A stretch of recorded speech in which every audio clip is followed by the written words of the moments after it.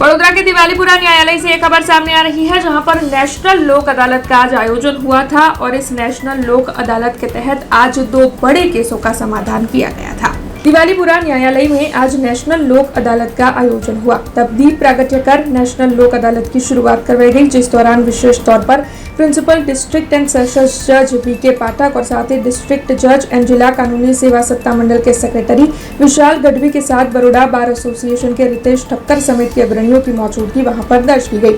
तब आपको बता दें कि आज की इस लोक अदालत के तहत 1 करोड़ 35 लाख के एक केस का समाधान किया गया और वहीं दूसरे 1 करोड़ 5 लाख के केस का समाधान किया गया।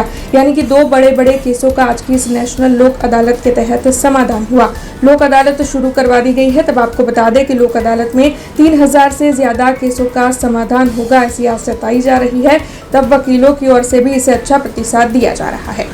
वर्ष 2026 પહેલી નેશનલ લોક અદાલતનું આયોજન થઈ રહ્યું છે। આજે આપણા પેટ્રોનિંગ ચીફ આપણે honourable chief justice Sunita Agrawal સાહેબ છે અને જે આપણા ચેરમેન છે અમારા આપણે એવાય કોગજે સાહેબ છે, એમના માર્ગદર્શન હેઠળ વર્ષ 2026ની પ્રથમ નેશનલ લોક અદાલતનું આયોજન થયેલું છે અને દર વર્ષની જેમ આ વર્ષે પણ અમને વડોદરામાં લિટિગન્ટ્સનો વકીલ મિત્રોનો ખૂબ જ સારો સહકાર મળી રહ્યો છે અને આ લોક અદાલતમાં અમારા 100થી વધુ MSCP કેસીસ ફેસલ થવા જઈ રહ્યા છે અને એમાં એક MSCP એક કેસીસમાં 1 કરોડ 35 લાખનું વળતર જેમાં સમાધાનની થવાથી અમને આપવામાં આવેલું છે પક્ષકારોને।